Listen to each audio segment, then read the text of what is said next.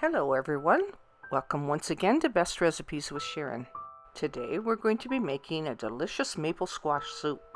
I'll show you how to make this with just a few simple ingredients. You need to pick up a butternut squash and some maple syrup, and let's get started. Before we get started though, just to make you aware that my recipe books are available on Amazon, and I've provided a quick link in the description below this video.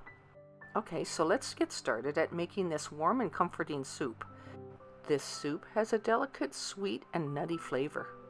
I'm excited to get started and show you how to make this. Let's do it. Take your butternut squash and cut it in half. And yes, I had some help with this, with a really strong hand and sharp knife. Special thanks to my husband Doug for cutting this in half for me. These butternut squashes need to be cut in half lengthwise.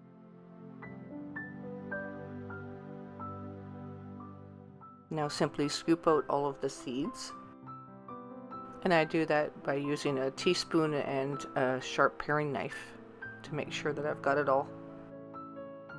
Butternut squash is readily available in the grocery stores anywhere around here, so I hope that you're able to get it even when it's not in season.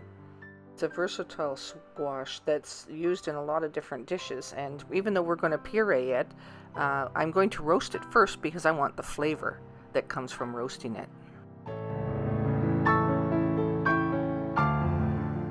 So we're going to drizzle this with some extra virgin olive oil.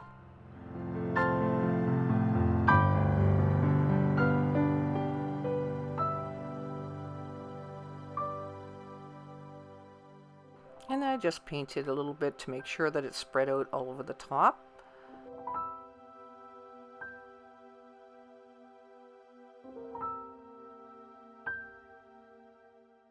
Now we're going to do the same with pure maple syrup. And just so you know, stay tuned to the end of this video because when we serve it up, there's a serving suggestion that matters with the taste of the soup. Take some salt and pepper and give it a generous sprinkle. Then we'll pop it in the oven at 425 degrees Fahrenheit and probably time it for 45 to 50 minutes.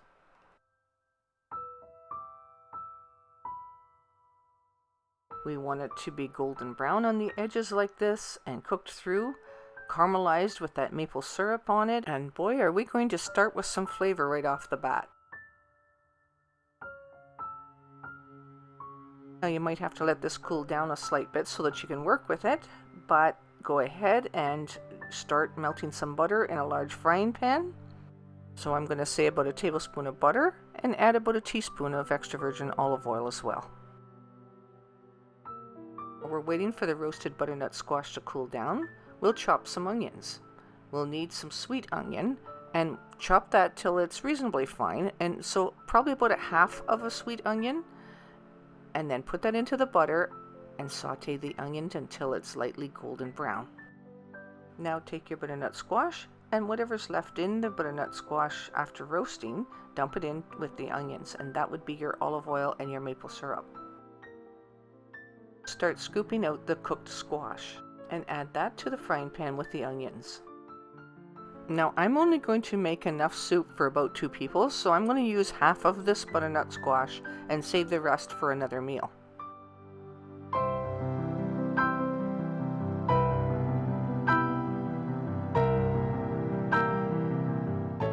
Okay, so we can start building our soup. Add about 2 cups of chicken broth. Next I'm going to add an apple. I usually use an apple that's a little bit tart in flavor, so I'm using a Macintosh here, and I'm only going to use about half of this. So I'll go ahead and peel it and core it, and then chop it into small pieces and add that to the soup. And it doesn't really matter how small or how large you chop it, except that it will cook through faster for you. We are going to puree this in the end, so that's why it doesn't really matter, except for the fact that it'll cook better and faster for you. Now I'm going to switch it over to a medium-sized saucepan, because making soup in a frying pan doesn't make any sense. So I'm going to just switch it over there. Hopefully you can still see the soup well enough in the large pot. So now we're going to add a little bit of apple juice. For the recipe amounts today, half a cup suits just fine. Turn the heat on high and bring the soup to a full rolling boil. And once it starts to boil, let it simmer for as long as it takes to tenderize those apples and make sure that the squash is fully cooked through. And this might only take maybe 10 or 15 minutes. Let's give it a little bit of spice. Half a teaspoon of sage. That'll pair nicely with the flavors we already have going on here. Now this is what makes it so warm and comforting.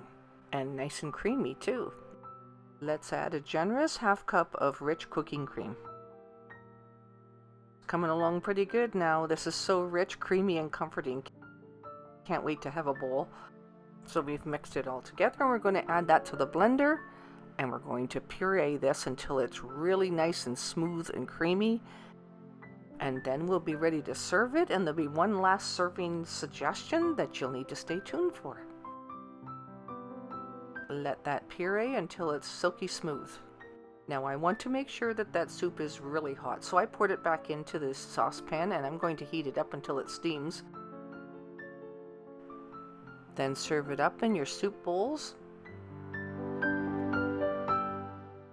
And I add 1 teaspoon of maple syrup directly to each bowl. This is why it needs to be piping hot before you serve it, because you're going to add a little maple syrup and sprinkle a little bit of whipping cream or pure cream on top like this to give it a little dappled effect. You don't have to do that part, but it sure looks nice. Now I hope you enjoyed today's video. Thank you so much for watching it right to the end. I appreciate your subscriptions and your liking of this video and your comments too. Now you might want to go make some soup.